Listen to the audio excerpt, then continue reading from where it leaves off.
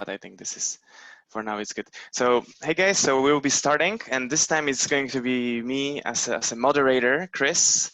Thank you all very much for giving the opportunity. I mean, I have been on the other side of the spectrum, being the, let's say, the presenter. I was some weeks ago. The time flies. I can't remember exactly, but yeah, it was super nice to participate.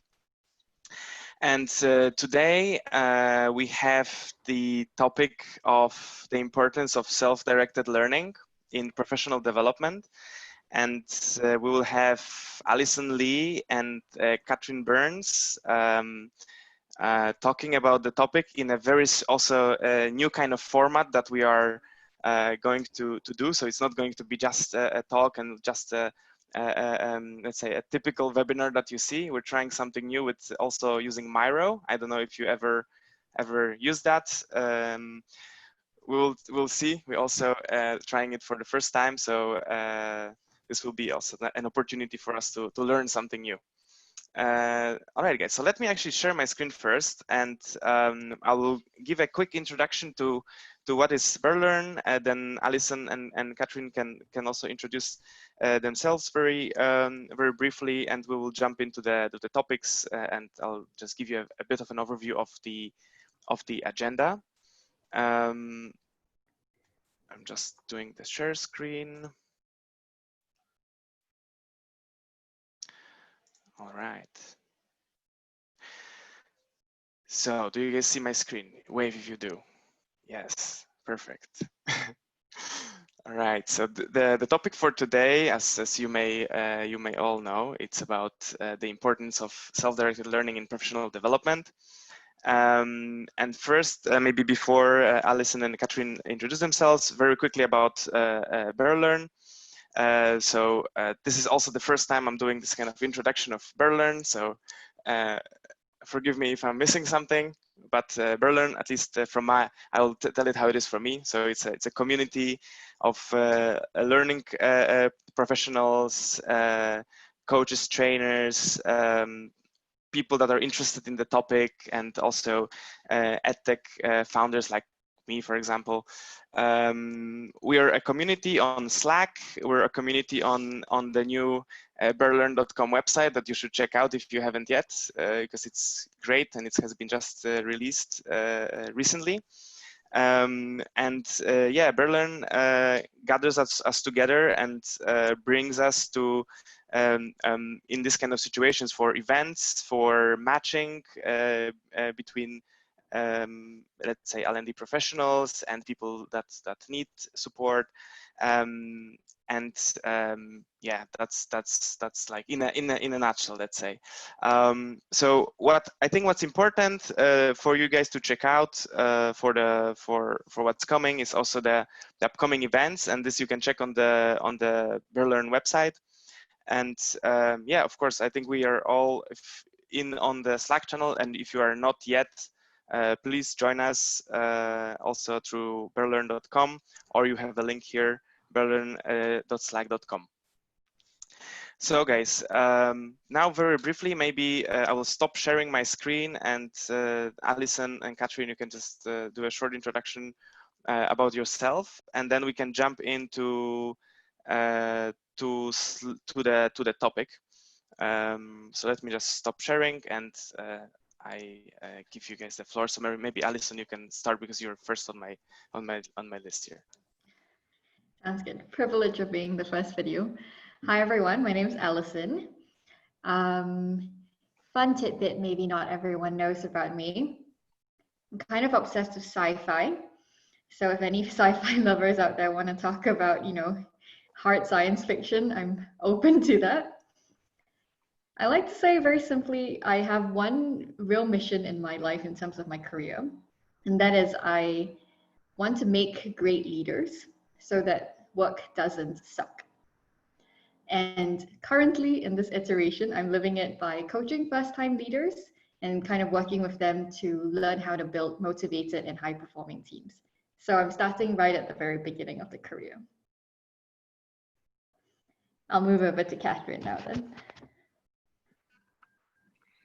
Thank you, Allison. So I am Catherine. A lot of my close friends call me Katie, and I will let you all be my good friends now. But I have been in Berlin for almost 2 years now, and I've actually spent quite a bit of time living in multitude of countries. So my work has taken me from the US to China, back to Nashville, to Kenya, and now Berlin. And so my emphasis is actually in international education, and a lot of my work has been at the intersection of health and education. So because of my background in biology and then my master's degree in international education, I've been bringing the two together. And so currently I work with a company called EDU, or EDU to some people, depending on how you'd like to say it, which is Europe's first completely online medical campus. And so we are training, the upcoming doctors within Germany and preparing them for their approbation. So my role within the company is as an instructional designer, which means I work a lot with the pedagogy and theory and translating that over into practice, working closely with the medical professionals that we have to develop and advise on curriculum, develop learner support structures, and to facilitate the training of our instructors and our staff as well. And I'll hand it back to Chris.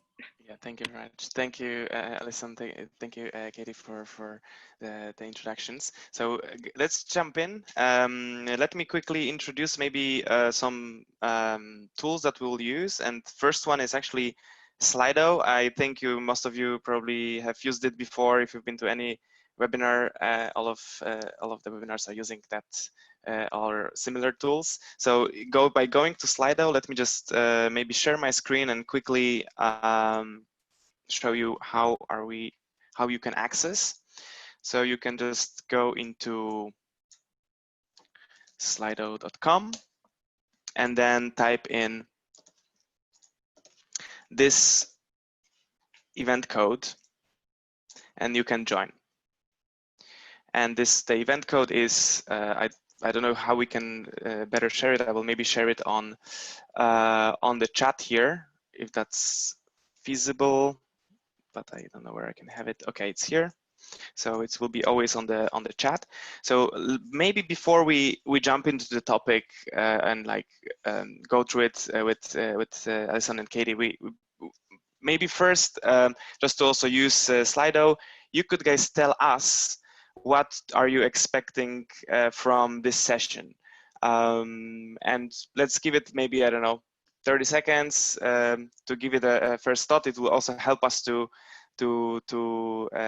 make it more directed, the session.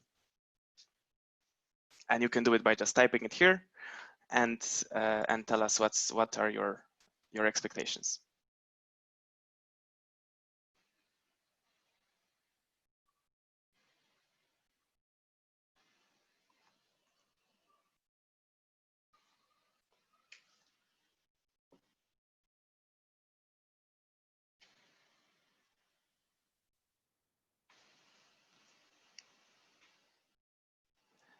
Okay, and in the meantime, I will start preparing another link for you.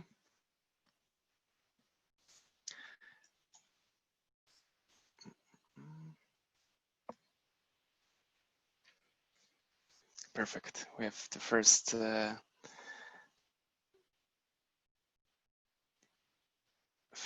answers here. All right, and so feel free to use Slido for any questions that you might have throughout the session.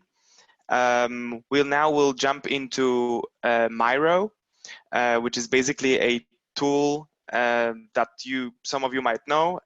It's a collaboration tool for, let's say, remote teams.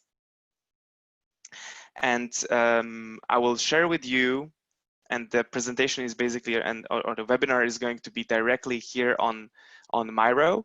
So I will share with you a link that you can all access, and you have access to basically edit anything that is in this Miro board, or not anything, because some of the things are locked, but you're able to collaborate with us. And this is all basically anonymous, so you don't need to create any account. You can just simply join, and if possible, please do so. You can do it via I just shared with you the link on the Zoom chat.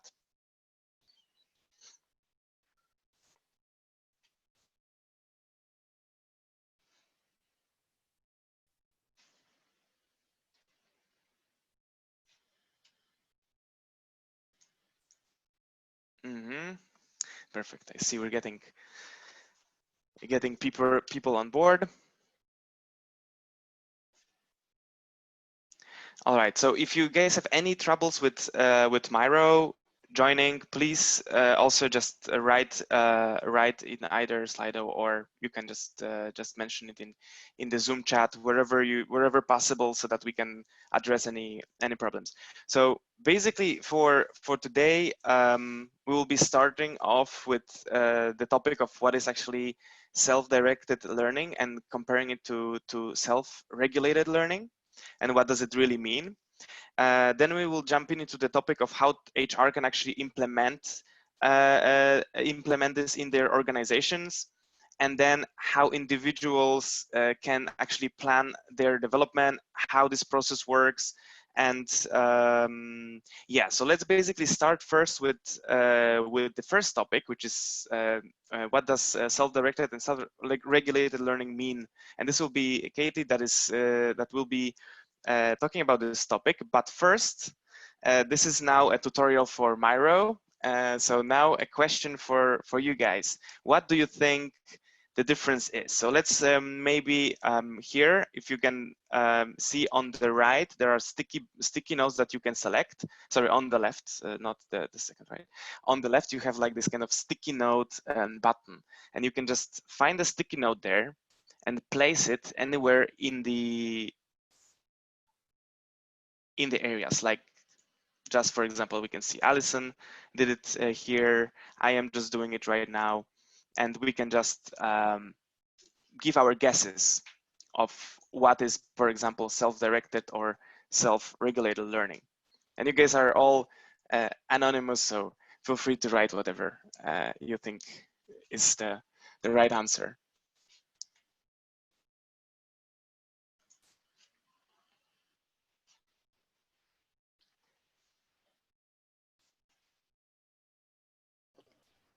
I've never seen a Miro board so beautiful and colorful and active. Yeah, no, it works quite well. We see we have a new participant.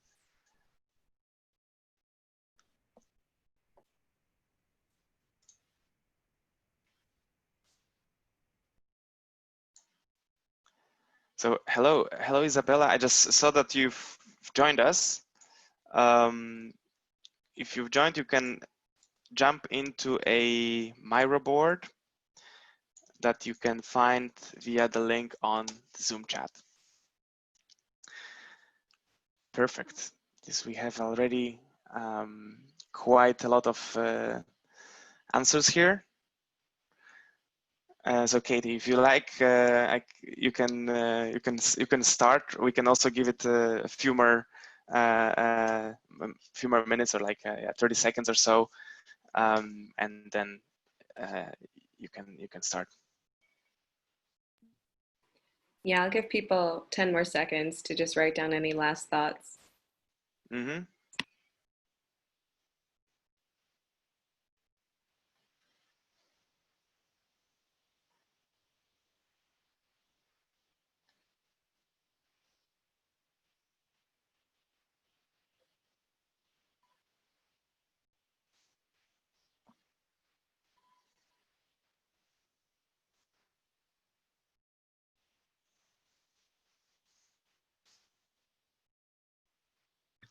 Okay. Nice. So many colors. Great.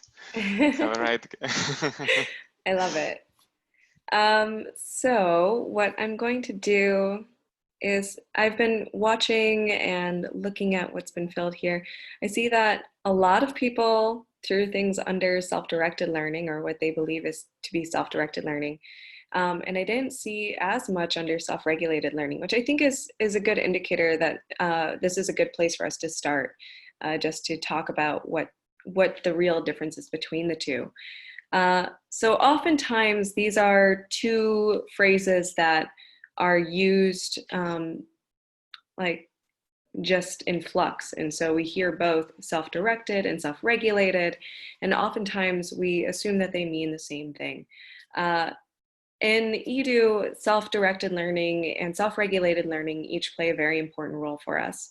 And it's something that we've had to create structure around and research for ourselves and learn for ourselves what really is the difference here. So I saw like a lot of responses under self-directed learning saying, I choose what I want to learn and how, follows curiosity, is of relevance to the individual. The individual decides what to learn. I think these are there are lots of really good answers over here. And so I'm going to scroll down a little bit and just show you guys some of the definitions if you want to follow my cursor. So when we talk about self-directed learning, which is the box on the right, self-directed learning is actually a process in which individuals take the initiative, with or without the help of others, in diagnosing their learning needs, formulating learning goals, identifying human and material resources for learning, choosing and implementing appropriate learning strategies, and evaluating learning outcomes. And I know that this is a really big quote, but it's straight from Knowles. Malcolm Knowles is the one who wrote about self-directed learning back in '75. I bolded the words that are really key here. So it's diagnosing, formulating, identifying, and evaluating. And so oftentimes when we talk about how companies are helping their staff to gain professional skills or to develop more as a professional in their field, we're often throwing out the idea that they should be self-directed, and it should be self-directed behaviors. What isn't talked about as much, or is sometimes used synonymously, is self-regulated learning. And so here's just a quick quote that we pulled down from Zimmerman, which is, one can be described as self-regulated to the degree that they are metacognitively, motivationally, and behaviorally active participants in their own learning process. Now, the reason we have SRL here is because SRL is what I would consider to be the stepping stone to become a self-directed learner. Especially because we at EDU are often working with students who are on their way to becoming medical staff. We also know that as much as we would like them to be medical doctors who are self-directed learners, that we can't assume that they already have this skill set. And it's a good reminder to us that when we talk about self-directed behaviors, it really means that they have already gained the skill set needed to know how to develop goals and know how to develop those objectives and renew motivation. And so with SRL, we walk them through that process of saying, here's how you become more aware of your learning activities, here's how you become aware of how to put together an objective in the first place, and how we start to go through a process of self-reflection. So I'll just scroll down a bit. I put this little diagram here just to help you with understanding this cycle. And this is a cycle that we use very iteratively throughout our company, which is the three-part phase of forethought, performance, and reflection. So for us, forethought is all the planning that goes in, right? It's knowing what the goal is in the first place. We have goals for our students. We have goals for our instructors as well as we develop training for them. And then we also have to learn how to break that down into measurable pieces that we can start to take action on. And we have to think about, what are our resources? What do we have available to us in terms of strategies? What is our own learning environment like? What do we have time for, right? And how do we start to carve out more room for growth? And so performance phase is where we move into that next part where the learner is actively engaged in the process of achieving their objectives. So they're employing those strategies they've identified. They're recognizing that metacognitive behavior, learning how they learn, right? And then in the reflection phase, one is able to say, okay, here's what I accomplished. This is what I met, right? I set these criteria for myself and what I will accomplish in this given time frame. Did I get there? If not, what stopped me? Was it that my motivation was lagging? Is it that I was using a strategy that maybe just wasn't a good fit for me? Were there resources I wasn't aware of that I should have known and that I can do now? And so this is cyclical, and it leads us right back to the beginning, where we're able to set new objectives or maybe revisit old ones that we haven't met and start the process all over again. So it's clear for us when we talk about it. I speak from somebody who's constantly working with people who are being trained for medicine, but we see it in all professions, right? So for a doctor, we use a CanMEDS model for thinking about professionals. They have to be a medical expert, a communicator, a collaborator, a manager, a health advocate, a scholar, and a professional. And they're all these different pieces of what it means to be that profession that we have to ask our students to start to think about and recognize and get into this cyclical process of evaluating and performing. And so that's something that perhaps when you start to think about what is happening with yourself or with your employees and how you're going to develop that, what are the parts of that profession or of that role that we really need to start to build up or that we want to bring awareness to? And then what are parts that are beyond that, that perhaps becomes self-directed, that becomes personally motivated and personally designed? And with that, I would love to hand that over to Allison, who's going to talk a bit more on how this starts to look under an HR perspective. Cool. I know Myra is really exciting and colorful, but if you don't mind, if we could kind of shift our attention back over to the meeting for a little bit. Chris, maybe we can stop sharing for a second, and then we can just, it'll be nice to look at everyone's faces while I'm talking. Yes, I'm just doing it right now. Yeah, sounds good. Okay. I see everyone. They're looking engaged. So, here we have everyone. Sounds good. Well, I have to say that, when I took on this piece of the puzzle, right, and I was like, wow, in 15 minutes, I'm going to talk about how can HR actually implement self-directed learning in their workplaces, I realized that genuinely we could talk for hours about best practices. And I'm happy to have these conversations, perhaps after this. But I was thinking, how would we best use our time? And so I thought, maybe we can focus instead on what we need to do. Let's focus on how do we go about actually thinking about this challenge.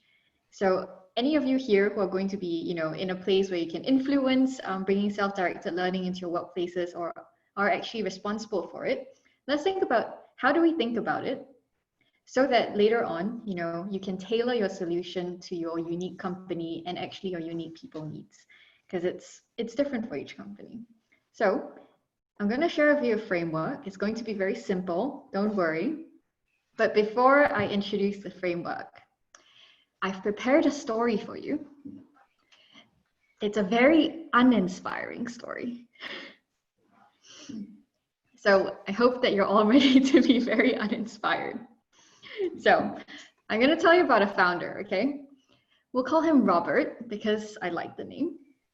So Robert really wanted his employees to become self-determining with their learning. Really, he just wanted them to be independent and leave him alone, right? And figure it out. So the way Robert decided that he wanted to make it happen, he went to HR and he talked to HR and it was like, we need our people to become independent. So they set up LinkedIn Learning Access for everybody. Everyone had their personal accounts, the company as a corporate package. And each person was given a €500 development budget per year. Pretty nice, right?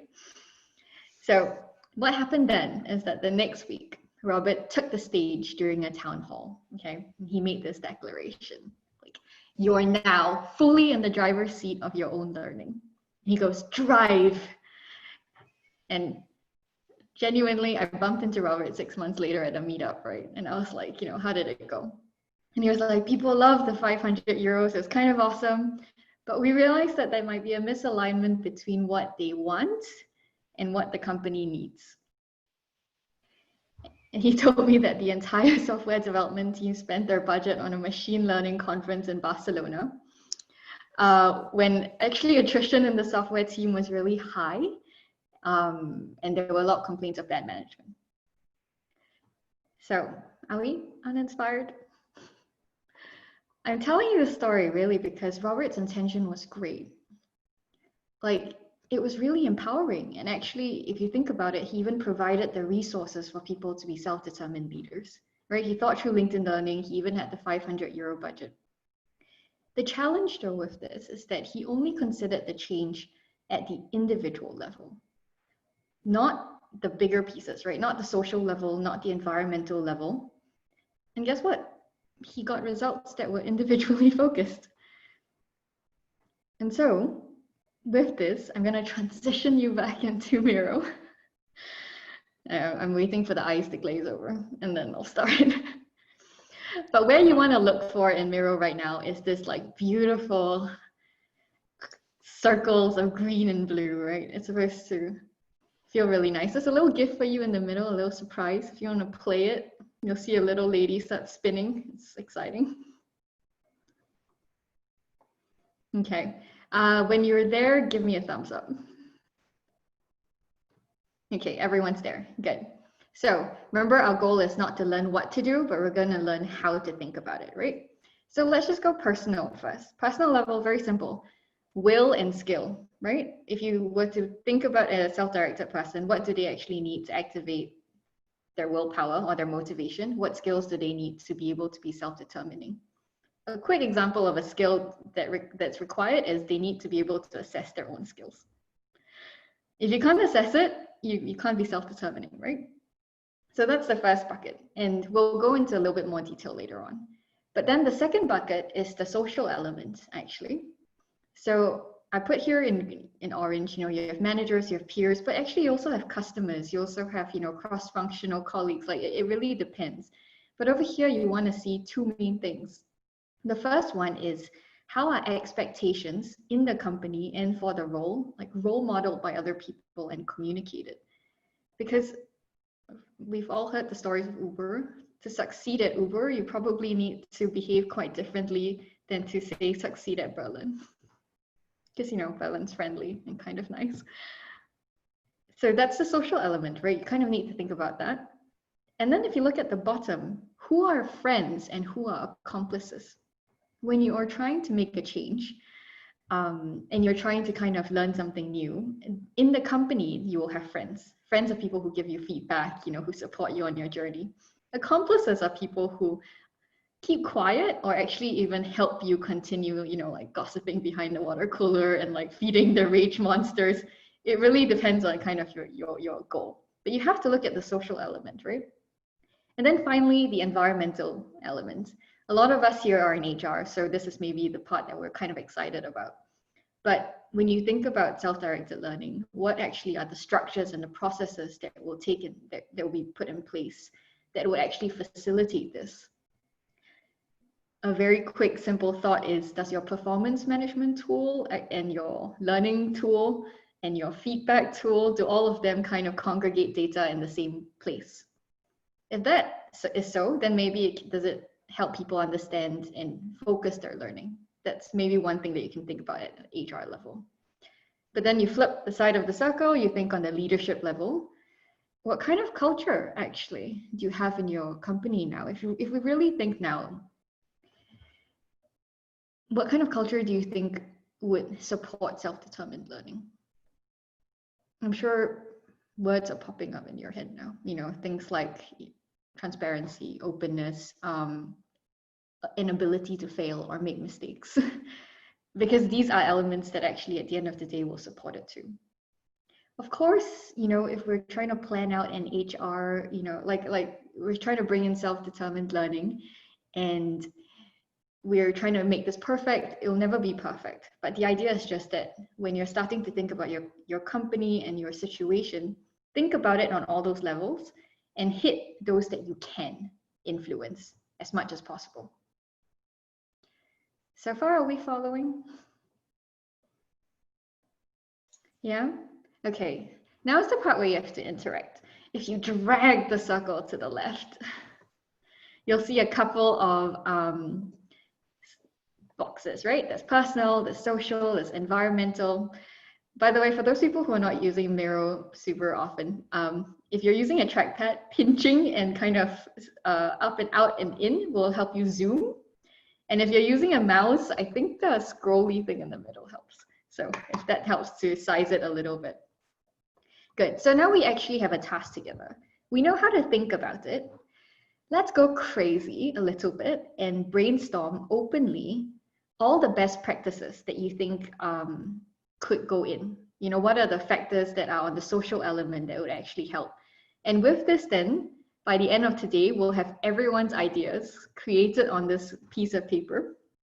You can then take it back to your HR teams and use it as a platform to kind of like spark that discussion. I see people already starting to put stuff. Wonderful. Continue. Let's take like 4 minutes to do this. We have time. Just wanted to quickly add, so because I saw there was someone new joining. If you're still not on Miro, because we're using Miro for this webinar, you can join by clicking on the link in the Zoom chat. And we're like in the middle of the board, or maybe a bit further. You'll find a lot of colors.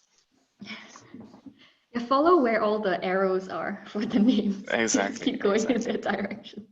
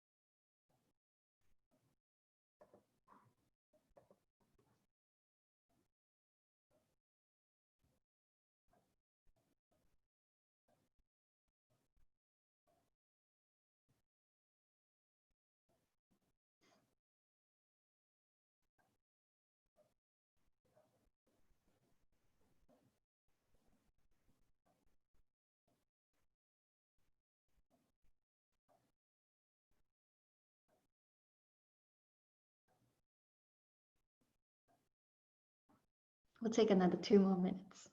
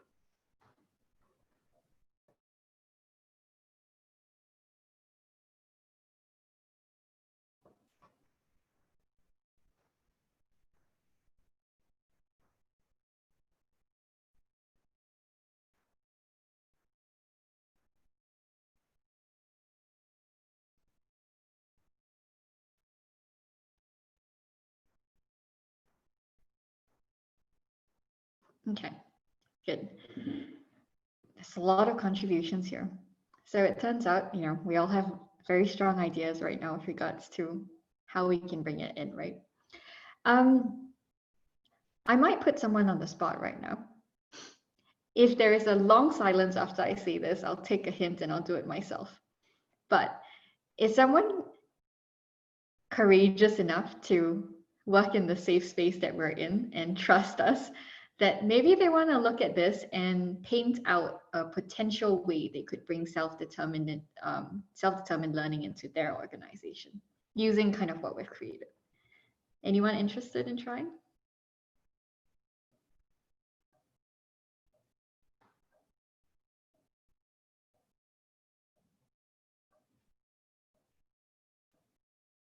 Okay, that was quite a long silence. Good, all right. But if we look here right now, and I'm gonna give you absolute freedom right now to kind of unmute. It's when you're looking at this, do you think you have at least a start and a framework to be able to, yeah, really think about how you would implement this, like to sit down and really brainstorm this?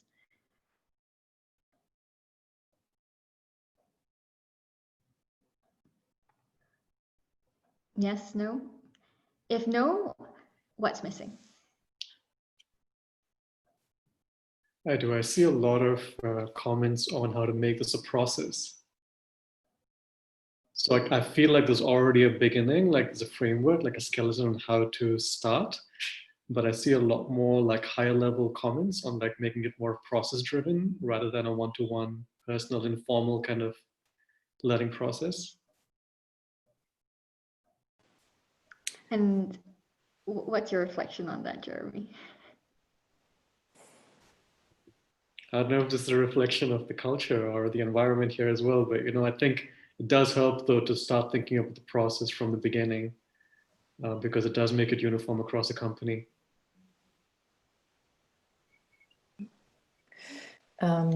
I agree, and I also see that on the personal side there is not so much posted than on the social and environmental, and I highly believe that fostering and supporting the individual reflection and finding out like, okay, where do I want to go? What is my path? How do I actually really learn?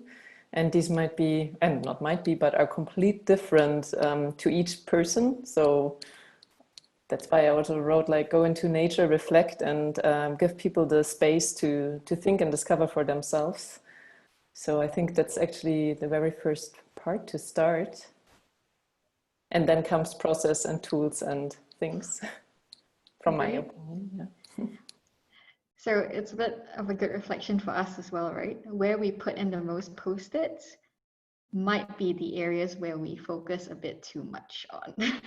And it might be worth exploring actually the other buckets and thinking, what have I not missed because of my particular strength? And I think for many of us in HR, we're really good at actually processes in that sense, because if you're trying to help a company that's scaling, especially in the startup scale-up scene that we're in, you need to kind of like try to figure out how to en masse support as many people as possible with as little resources as possible, right? Yeah. Cool. Well, I'm glad we got a little bit of chance to reflect. Thank you as well for Ari and Jeremy to kind of have a little bit of a discussion with me, so I'm not so lonely. Moving forward then, the both of you will like this topic. Catherine's gonna take us into the individual element of this. Yeah, I'm super happy that we included this next part, and we weren't sure how much time to give to this because, this is us trying out Miro for the first time on here, but seeing as Allison's activity, which is like really, really great, has led us to see that, the personal part is maybe where we do need to add a bit more focus. I think it's a great opportunity to take a look at personalized learning plans. And so I'll start before I even move down the page to this last section that we have. I'm just going to start by giving you sort of some insight into some of those personal pathways that we've created and why we started talking about personalized learning plans at eDO anyway, because I know that Jeremy, for instance, has already brought up, where's some of the personalization that's going on here. And so, or those one-on-one interactions, I think is what you were getting at. And that's something that we actually recognized not immediately, and have only started to have to build in, especially because we're working in a completely online environment, and our students are completely online. And we realized that because of the efforts of some of our mentors, how important the coaching that they were receiving one-to-one was in all of this. So in developing our plan towards self-directed learning, that contact has been so important, and we've actually started to integrate personalized learning plans as part of that one-to-one coaching that these students receive as they are going down this path to become professionals. So I thought that was like a really good segue into, what does a personalized learning plan look like? And this is so under discussion with us all the time, especially when I'm working with my coworker, who's also an instructional designer. We're constantly looking at goals and objectives and trying to define these better, not just for our curriculums, but also one-on-one and with our students and with our staff. So I will now move down on Miro to this last section. So I put it out hopefully as distilled as I could without sacrificing quality, into 3 sort of steps that one can start to think about a plan under. And maybe this is something useful for those of you who want to take this on through one-to-one sessions, who want to make some sort of resource similar to this available. I'll start by going through the green. So at the top we start with creating goals and objectives. It's important to understand that a goal and an objective don't really mean the same thing. In fact, goals can be really big things, and oftentimes they are. So objectives are those really actionable items that we start to get down to. So how do you break it down into these action steps that help you to achieve a larger goal?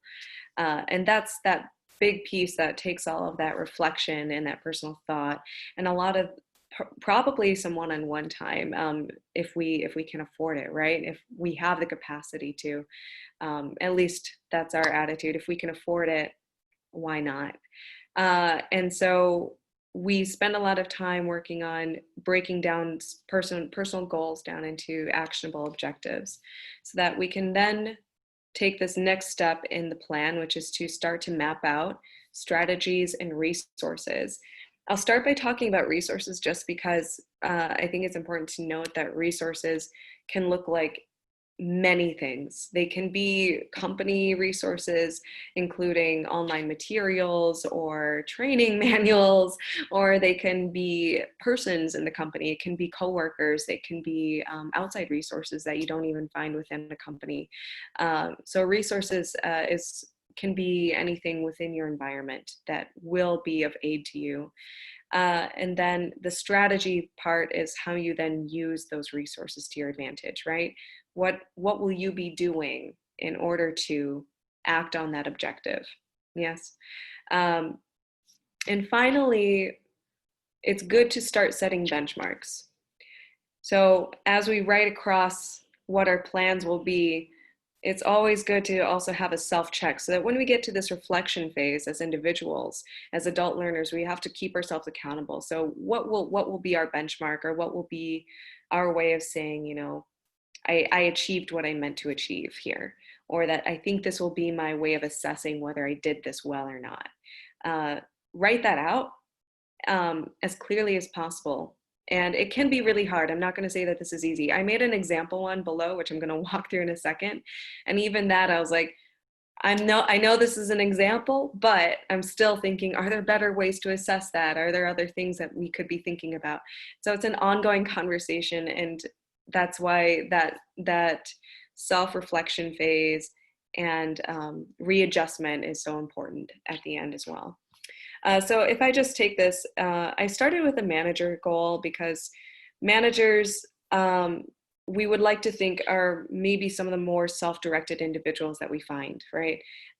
They're oftentimes leading a lot of projects on their own.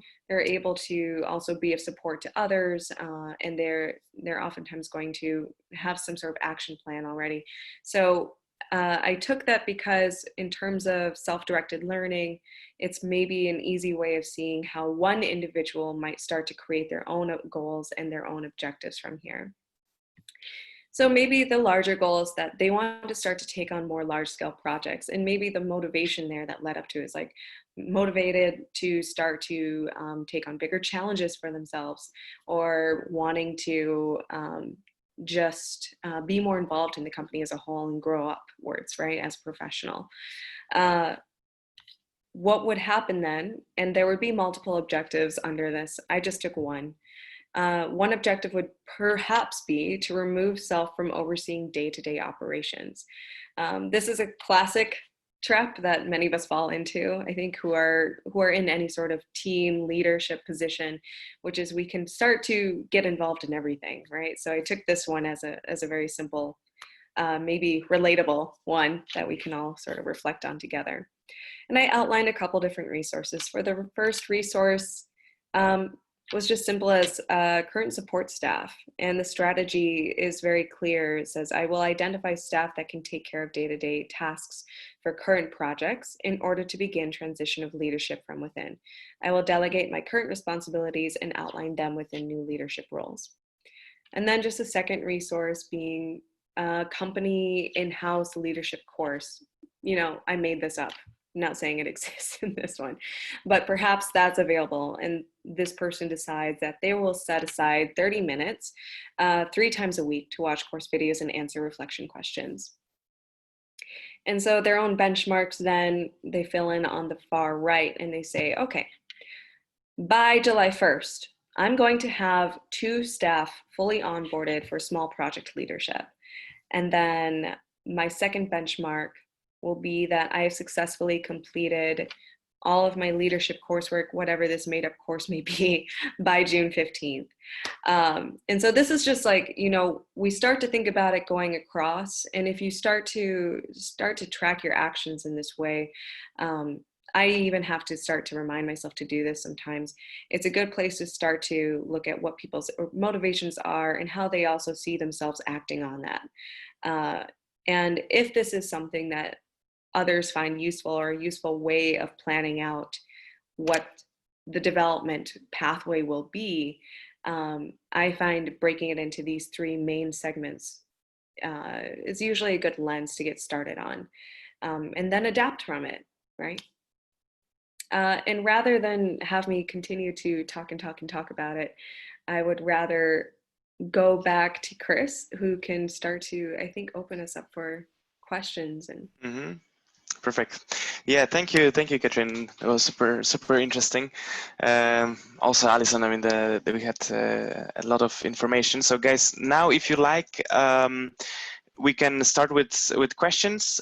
You can use Slido for that. That would just make it a bit easier. I mean, we're actually also just 13 participants, so we could make it a bit more interactive. And to be honest, just unmute yourself, and that's gonna be just easier than just writing and in Slido. So feel free to just unmute yourself and ask any questions that you may have.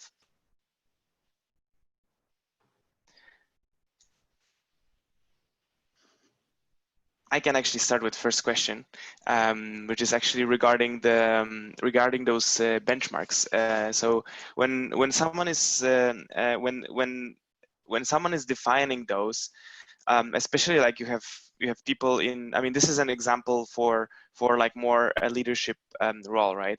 But like, let's say if you're starting to prepare something that for more junior roles, I guess that would be quite problematic. Is there like a way how more junior people can actually learn how to set those up for themselves?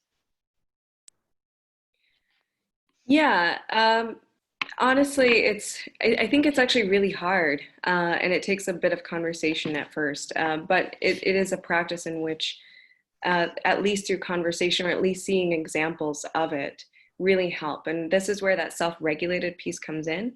Sometimes you aren't necessarily a fully self-directed learner yet, even as adults. Like a lot of us struggle with that.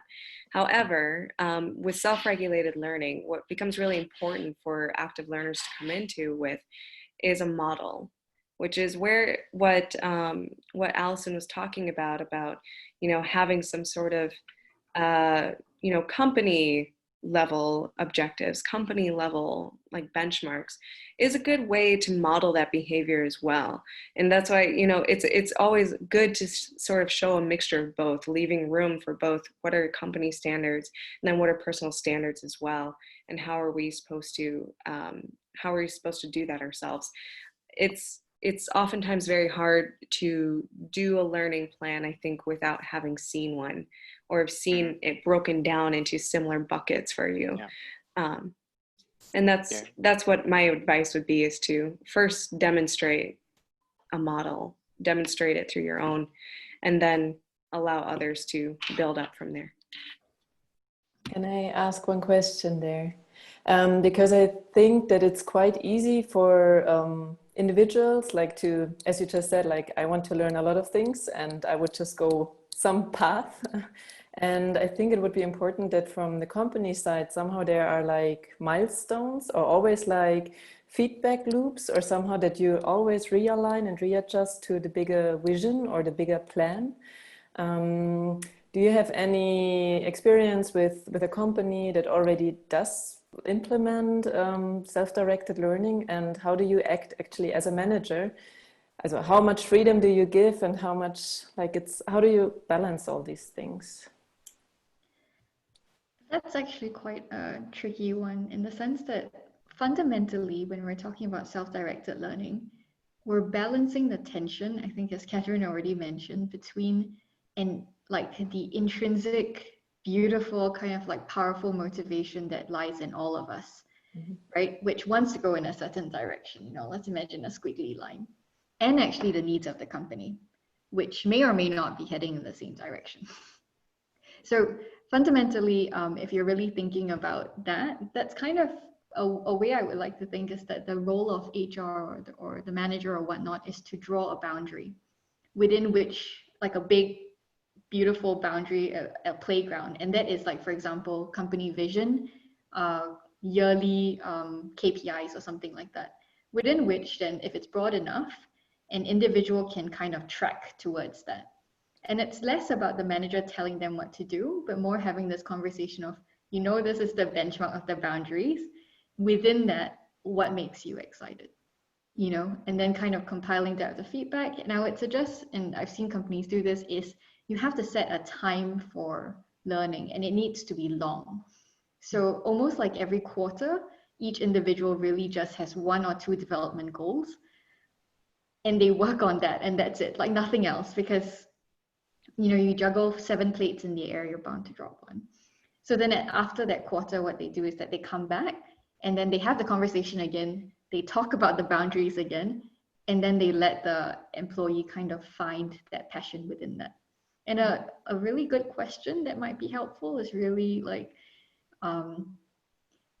you know, what would a better, like, to set a benchmark for themselves would be, what would a better version of you, what would they do? So specific behaviors are really good benchmarks at a kind of lower level, if that makes sense. I would speak up more at meetings, you know, I would prepare before the sales calls or things like that. Yeah. Okay. Does that answer your question? Yeah. I think it's tricky. Also, it's yeah. But I think, you know, just to add to that, one way of doing what Allison said about, you know, kind of setting those parameters under which somebody can work, is to have sort of mentors who are able to, whether that's just your manager or team leader, whoever, be the person to start the conversation on what is your role and how do you define your role? What is important for you to be able to fulfill that role? Sort of as we define ourselves as professionals as well. So in order for me to be an instructional designer, I have to be a researcher. I have to be an educator. I have to know a classroom, right?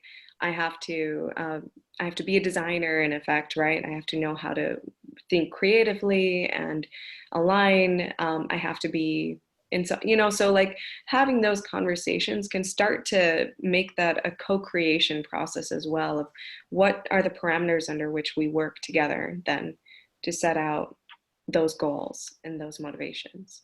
Yeah, highly agree. Cool. Thanks.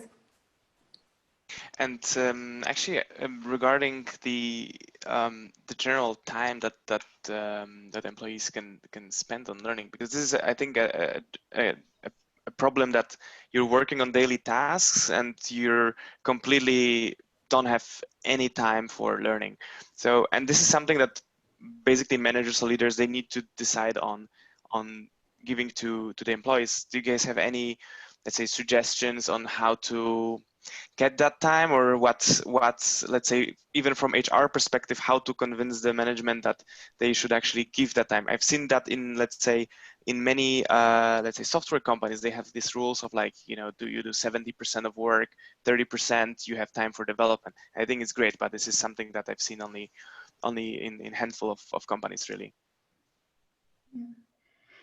Time is tricky, right? Because my question actually is less about how much time do we give our employees, but what is the most effective use of that time? So as HR professionals, I mean, there's this person I follow called Nick Shackleton-Jones. He, I think, is the L&D person in Deloitte or something like that, like one of the heads. He publishes a lot of stuff. But he says that as in L&D, or just for us, our learning experiences have to be broken into three kinds. The first one that you do is just pure education. So for example, if you give someone a LinkedIn Learning or you give them a training, you're hitting the educational part of the thing. We all have been to school, we understand that. The second thing that you can do is that you can eliminate learning. So specifically, that's where the knowledge management systems come into play. Right? In your organization or whatnot, you know, if you eliminate learning, it means that you allow someone to Google straight away and access what they need at their fingertips. So that's the one thing that they do. The last thing that you can do, and this one is highly recommended, is that you have to create learning challenges so that they actually, on their job itself, find a way to both do their job and learn from it. And that's the most powerful way that learning has happened. I'm sure all of us have learned much more from, you know, making a mistake in a project than 5 hours of Udemy or reading the I don't know, for me, maybe the 1,000th leadership book in my lifetime, right? So that's the first piece. So it's more, I think, how do we intentionally then create on-the-job learning opportunities for the employees? And that also means only 1 or 2 development goals, and very clear. Like if your goal, and it's almost like a theme, you have to go like, say, I really want to get really good at conflict management this quarter. Then thinking together with your manager, what are the situations in which I might be able to test this? Right? And then you're like, well, there's this peer that I really struggle with. Or I have to go to talk to this client who keeps trying to make me push down my prices. And then after those situations, then it's like, well, before that, what do I want to do? After that, what have I learned from it?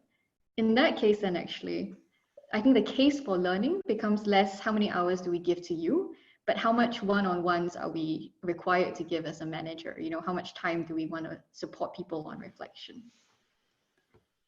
Yeah. And we have actually one more question Yeah, here, which is, yeah, you just, I think it also kind of on that topic of a general learning and how this learning happens, right? So yeah, if you guys, you can see the questions as well, right? So go ahead if you would like to answer. The question is basically, do you have any tips or some tips on how to engage the employee to complete her or his learning plan? I believe that check-ins are key, especially when you're onboarding somebody or you're working with staff who maybe aren't as experienced. It helps a lot to even start to schedule a bi-weekly check-in. And that's for anybody who's starting at for instance, a new company or in a new position. There is going to be an adjustment period, and I think we tend to underestimate how long that adjustment period really lasts, and that we continue to do that as well. And so when I think about like ways to to force the conversation and force action, it's almost like, you know, well, I have to check in with them. I know the conversation is going to come up. I always like, I don't know about, you know, most people, I know it might seem anecdotal, but for me anyway, I feel a pressure to sort of almost say, okay, I'm bringing this to the table during this meeting, and I can come back and say, this is where I am right now, especially if this is something that is regular and becomes something to look forward to. I think that those conversations are actually just great ways to promote a stronger social environment, a stronger personal connection, and to understand employees better as well and their motivations, and that what effects that can have going the other way. It goes beyond, I think, what even this original question was asking. Mm-hmm. Yeah, thank you, Katie. Yeah, do you guys have any other questions, or would you like to follow up on any of the previous ones that we just discussed? Feel free to also just unmute yourself and ask the questions. May I ask a question to Alison? Earlier you mentioned this and you said we can talk about it later, so I'm just going to ask you. You talked about best practices for HR to encourage self-directed learning. Can you think of any of that at the top of your head? Yeah, that really work universally? I did already put them on Miro as a hint in the pink stickies. I'll come back to it right now. And so there's this wonderful book. It's called Change Anything. And the best companies that I've seen implement self-directed learning follow this principle. So this book, Change Anything, it basically looks at your personal, your social, environmental levels, right? In the personal level, you need to really cover will, and you really need to cover skill. So whether it is through mentorship, whether it's through coaching from the manager, or like an exploration, the individual truly needs to tap into motivation. Learning how to motivate yourself, though, is not that easy. You know, it comes into truly actually understanding and taking time to understand, yeah, what you want, what does the future look like, what's your best self, you know, and through that then tying into what needs to be done. Because I would argue it's not self-directed learning if the individual needs to learn something they're not motivated to learn. That's enforced learning. Yeah, so that personally is the will part, and that needs to be done whether through one-on-ones or coachings or explorations or even group like peer vision exercises, all done. So, and then the skill side, and the most important thing on skill is, Jeff Bezos once said, right, that in one of his letters in 2016, he said that what sets Amazon employees apart is that they know what quality looks like and they know how far they are from it. That's very key, actually. An individual really needs to be able to assess what their skill level is in the various things. However, that's a catch, right? If you're bad at, say, I'm just going to use conflict management again, how do you know what good looks like?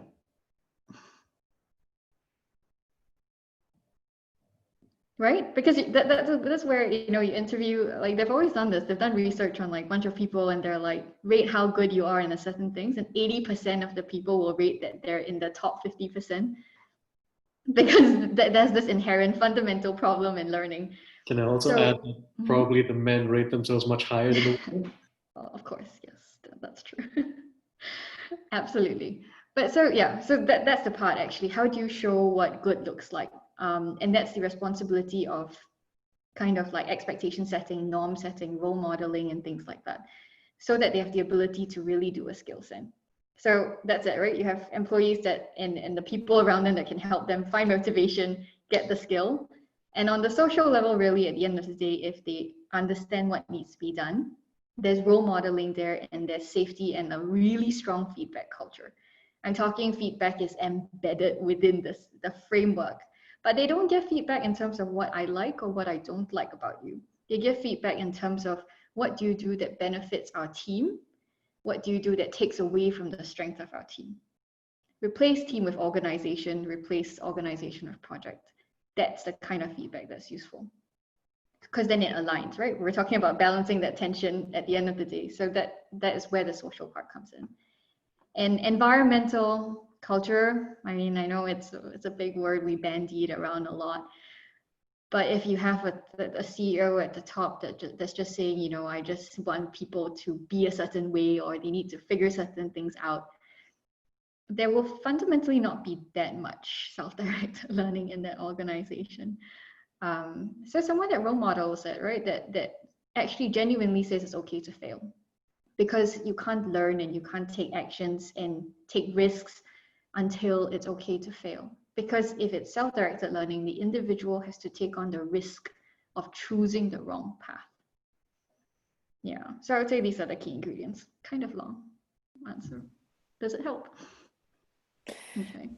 Maybe when you tell about this failing and self-directed learning in a company, I think it's important to somehow train people also the entrepreneurial mindset there. To understand that even if you are an employee, you can have this entrepreneurial, okay, I am part of this whole, I'm maybe not the founder or maybe not the CEO, but I'm also like, I can bring my own thoughts in to drive the company in one direction. And I think there needs to be a big shift, that people understand their importance of this whole machine. So yeah, agreed. There's this concept called personal authority. mm-hmm. It's pretty incredible. So it's the idea that each person, you know, there's formal authority, which is what someone tells you you're supposed to do. So if you're a project manager, your formal authority is to manage this project. But there's personal authority, which is actually how you show up and take power in situations and recognize that you have an impact. And definitely that is a huge thing that I think every individual can kind of learn. Mm-hmm. That's also called like the self-agency, so that you understand, okay, what kind of impact do I have to also create the future, or to be part of like a direction to go. And that's definitely, you can enlarge it and you can support people by helping them getting their self-agency. Yeah. Great point. Catherine, I saw you waved your hand. No, I was clapping. I was agreeing with her statement. All right, guys.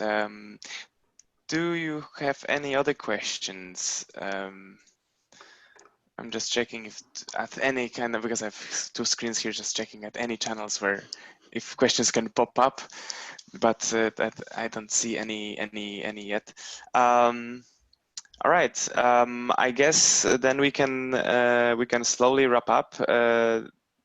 Ola, do you want to add something also from your end? I don't know if Ola is. I think you can see her internet is a bit shaky, or it's mine. No, it's fine. You moderated now. You know the lead. I don't need to. You're doing a fantastic job. Thank you. Perfect.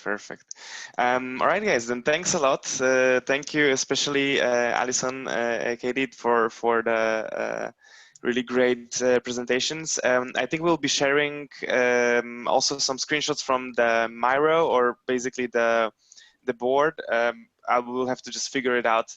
How do we get that? And we can share it with you via emails for those who participated. And yeah, I guess that's that. We can always connect via LinkedIn, or even better on Slack in Berlearn community. So if you would like to ask some more questions that can actually be helpful also for others, please use it. So we can jump into conversations and other people can read it, which is much more beneficial for all of us. All right, guys, thank you very much, and yeah, I wish you a very good evening, and see you on the next event. Thank you, everybody, and thank you, Chris. Everyone. Thank you very much. All of your also, maybe in real life, yeah, because I think this was maybe last thing I forgot to mention, right, Ola? Like there might be some event also that we would do at one point in reality, but I'm not sure if that's too early to mention. Yeah, you spill the beans. Yeah, at some stage in the summer, in the middle of July, we're gonna have the Berlin picnic.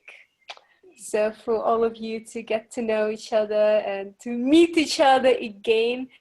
Yeah, so basically we're going to have a break from online space in July. So we're going to have 3 more events this summer, or at least in June. So next one going to be about automation of L&D, another one going to be about behavior science, and another one about strategic L&D strategic leader. And then in the middle of summer, you're going to have picnic. So, you know, Abstand halten, all those kind of things. You can break your mask and gloves, it's all fine. But yeah, it's going to be more of a get together. Great. So thank you, everyone. Have a good Thank evening. you. Thank See you next you. time. Bye. Bye.